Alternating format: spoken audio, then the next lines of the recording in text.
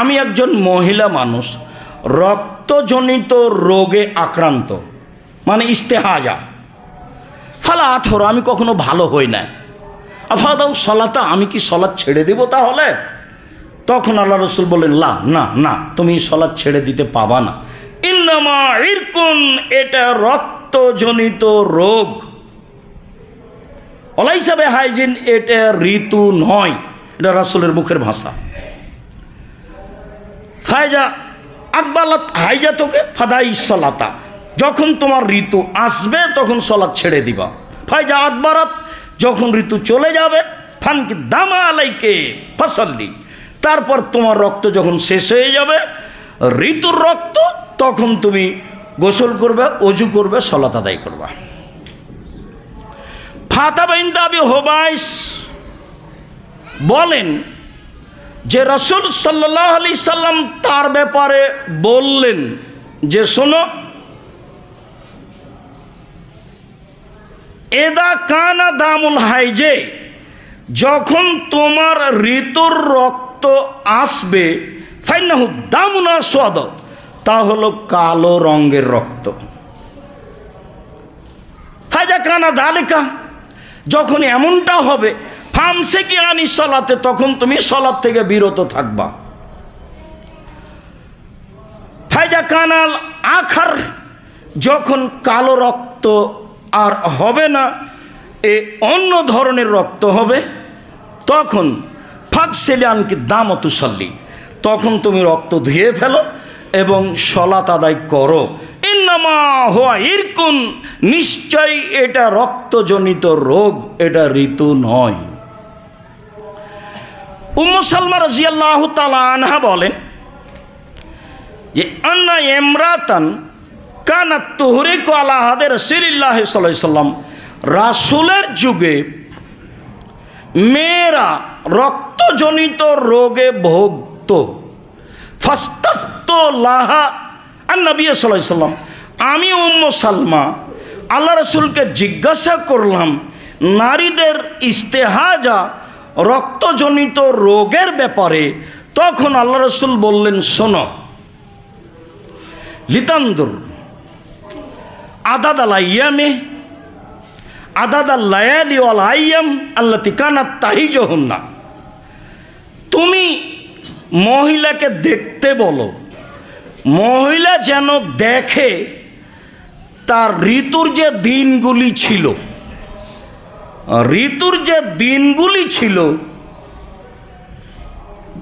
কাবলা যালিকা ইউসিবাহা আল্লাযী আসাবাহা, এখন যে রোগে আক্রান্ত, এইটা আসার আগে তার কেমন ছিল, এইটা দেখো, এটা তুমি দেখতে বলো। এ কথা আল্লাহ রাসূল বলছেন উম্মু সালমাকে, তুমি মহিলাকে বলো যে এই রোগ হওয়ার পূর্বে তার কয়দিন ঋতু থাকতো, এটা দেখতে বলো। ফাতাতরুকি সলাতা যালিকাল কদরে ফিস শাহরে, তাহলে মাসে সেই দিনগুলিও বাদ দিয়ে দিবে, যে কয়দিন তার চালু ছিল আগে, সে কয়দিন সে বাদ দিয়ে দিবে। সুম্মাল তাগতাসিল, তারপর সে গোসল করবে। ফালতাস্তাগফির বিসাওবিন, তারপর স্ত্রী অঙ্গে একটি অতিরিক্ত কাপড় ব্যবহার করবে। এখন তো উন্নত মানের যুগ, এখন তো তাদের জন্য অনেক সহজ সহজ পথ আছে, সেগুলো সে অবলম্বন করবে। রাসূল সাল্লাল্লাহু আলাইহি সাল্লাম বলছেন যে এখন যে তার রক্ত আসছে, এর জন্য তাকে তুমি অতিরিক্ত একটি কাপড় স্ত্রী অঙ্গে ব্যবহার করতে বলো। সুম্মা তুসাল্লি, তারপর সে সালাত আদায় করবে। এরপরে আয়েশা রাদিয়াল্লাহু তাআলা আনহা বলেন যে জাত হামনা বিনত জাহাসিন, হামনা বিনত জাহাস, ইনি হচ্ছেন আল্লাহ রাসূলের সেলিকা আমাদের ভাষায়। হামনা বিনতে জাহাসের বোন জায়নাব বিনতে জাহাস, জাহাসের মেয়ে জায়নাব আল্লাহ রাসূলের স্ত্রী।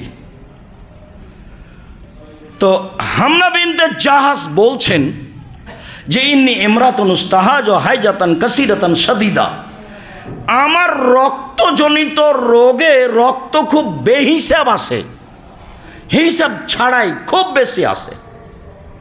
ফাআতাইতুন নবী সাল্লাল্লাহু আলাইহি সাল্লাম, আমি আল্লাহ রাসূলের কাছে আসলাম। আস্তাফতিহে, আমি তার কাছে ফতোয়াটা জিজ্ঞাসা করব, এই জন্য আমি আসলাম। ফাউখবিরহু, আমার বিষয়টি তাকে বলবো, আল্লাহ রাসূল এই ঘটনা। ফাওয়াজাদতুহু ইনদা উখতি যায়নাবা বিনতে জাহাস, আমি তাকে পেয়ে গেলাম আমার বোনের ঘরে। আমি তাকে পেয়ে গেলাম আমার বোনের ঘরে। সেদিন দেখি আল্লাহর নবী আমার বোনের সাথে আছেন, জায়নাবের সাথে আছেন। আমি বললাম, আল্লাহ রাসূল, ইন্নী উস্তাহাজ হাইজাতান শাদীদাতান কাসীরা, আমার রক্তজনিত রোগে রক্ত খুব বেশি আছে বেহিসাব, কন্ট্রোল করা আমার জন্য খুবই কঠিন, আমি কি করতে পারি? ফামাতা আমরনি ফিহে, আপনি আমাকে কি আদেশ দেন, কি পরামর্শ দেন বলেন। এটা আল্লাহ রাসূলের কাছে এসে পেশ করলেন। তো আমরা যেভাবে সেলিকার সাথে কথা বলি, এই শিষ্টাচার তারা জানে না, আজও তারা জানে না, আজও আরবির এটা বুঝে না।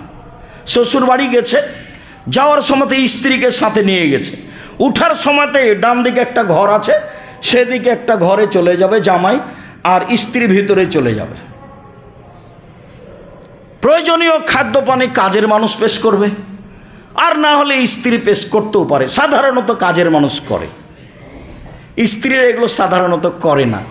বাংলাদেশি মেয়ে তো যা ইচ্ছা তাই করতে বলছেন, চাঁপাইনবাবগঞ্জ তো আরও, মাঠে খড় শুকিয়ে নেই, আরও কি আছে। দিল্লির হলে বুঝতে পারতেন, একবার খালি যদি কাপড় সাফ করতে বলতেন তাহলে বলতো, কে মাই তেরি বাঁধি আই হো, আমি কি তোমার দাসী নাকি, আমাকে আদেশ করেন মানে। ওরা এই স্বভাবে গড়ে ওঠেনি, ওরা সেলিকার সাথে কথা বলতে হবে মজাক করে, এই স্বভাব তাদের কাছে আজও না, ওটা তারা জানে না, বুঝে না। বাড়ির পাশে পুরুষ মানুষ দাঁড়াতে পাবে না, দাঁড়ানোটাই অন্যায়। আজও বাড়ির সামনে পুরুষ মানুষের দাঁড়ানোই অন্যায়, আর যদি কাপড়টা এভাবে গুটিয়ে নিয়ে দাঁড়াই তাহলে আরো অন্যায়। এই স্বভাবে তারা গড়ে ওঠেনি। এখন আল্লাহ রাসূল বলছেন, শোনো, ফাত্তাহাইয়াদি সিত্তাতায়ামিন ও সাবাতায়ামিন ফিল মিল্লাহ, তোমার ঋতুর সময় আল্লাহ তাআলার জ্ঞানে 6 দিন বা 7 দিন, এটা আল্লাহ রাসূল নির্ধারণ করছেন। তোমার ঋতুর সময়সীমা 6 দিন বা 7 দিন আল্লাহ তাআলার জ্ঞানে। ফাদাইস ফাতুসল্লি সালাসা ওয়া ইশরুনা ইয়ামান আও আরবা ইশরুনা ইয়ামান, তুমি সালাত আদায় করবে 23 দিন না হলে 24 দিন। যদি ঋতু অবস্থায় হয় 6 দিন, তাহলে সালাত কত দিন? 24 দিন। আর যদি ঋতু অবস্থা হয় 7 দিন, তাহলে সালাত 23 দিন। তবে সাধারণত আরবি মাস 30 হয় বা 29 হয়, সাধারণত আরবি মাস 30 হয় অথবা 29 হয়, ভুলেও কখনো 28 হবে না, ভুলেও কখনো 31ও হবে না। আল্লাহ রাসূল এইভাবে বললেন। তারপরে বলছেন, শোনো, ফাক্তাসেলি, তো এখন তো তোমার সালাত হয়ে গেছে 23 দিন বা 24 দিন, এরপরও তুমি রক্ত দেখতে পাচ্ছ, তাহলে ফাক্তাসেলি, তুমি এখন গোসল করো। হাত্তা তাতহরি ফাইজা রাআইতি আন্নাকে তাতহরি আও ইস্তানকাত, তুমি যখন বুঝতে পারবে আমি আসলে ভালো হয়ে পবিত্র হয়ে গেছি, রক্ত আসুক তারপরেও আমি ভালো পবিত্রতা অর্জন করেছি গোসল করে, এখন তুমি সালাত আদায় করো। ফাসাল্লি ওয়া তাসুম, এখন তুমি সালাত আদায় করো, সিয়াম পালন করো। তার মানে রক্তজনিত রোগে আক্রান্ত হলে মহিলাদের সালাত আদায় করতে হবে, সিয়াম পালনও করতে হবে। অত্র সহিহ হাদিস দ্বারা বোঝা যায় যে তাদের একটা সময় সীমা 6 দিন থাকতে পারে ঋতু, অথবা 7 দিন থাকতে পারে, তার কমও থাকতে পারে। এটা হলো আল্লাহ তাআলার ইলমে 6 বা 7, এই কথা মুহাম্মদ সাল্লাল্লাহু আলাইহি সাল্লাম বলেন। আদি ইবনে সাবিত আল খেয়ার বর্ণনা করেন যে রাসূল সাল্লাল্লাহু আলাইহি সাল্লাম একদা বললেন, ফিল মুস্তাহাজা, রক্তজনিত রোগে আক্রান্ত নারীদের কথা, তখন তিনি বললেন ফাদাই সলাতা, এ অবস্থায়ও সলাত ছেড়ে দিবে। তারপরে যখন ও পবিত্র হয়ে যাবে তখন রক্ত আসতে থাকলেও এই 6 দিন বা 7 দিন পরে রক্ত আসলেও তখন তিনি বলছেন যে ফাত্তাসিলি, গোসল করবে। আর তাওয়াদাই ইনদা কুল্লি সলাতিন, অথবা প্রত্যেক সলাতের সময় ওযু করবে। সুম্মা তুসাল্লি তাসুম, সলাত আদায় করবে, সিয়াম পালন করবে। উল্লেখ্য যে যারা রক্তজনিত রোগে আক্রান্ত, এদের অজুর অবস্থা কি হবে, গোসলের অবস্থা কি হবে? তাতে একাধিক হাদিসে বোঝা যায় যে প্রত্যেক 2 সলাতের জন্য একবার গোসল করবে, অজু করে সলাত আদায় করবে। জোহর আসরের জন্য একবার গোসল করবে, মাগরিব এশার জন্য একবার গোসল করবে, ফজরের জন্য একবার গোসল করবে। তাহলে 3 বার তাকে গোসল করতে হলো 5 ওয়াক্ত সলাত আদায় করতে। এইটা একটা বিধান। আর একটা হাদিসে এসেছে যে একবার গোসল করবে আর প্রত্যেক সলাতের সময় অজু করবে। একবার গোসল করবে, প্রত্যেক সলাতের সময় অজু করবে। এইটা সহজ। উল্লেখ্য যে এক অজুতে একাধিক সলাত আদায় করা যায়, তখন এই মহিলা এক অজুতে একাধিক সলাত আদায় করতে পাবে না। এই কথা খুব ভালোভাবে মনে থাকে যেন।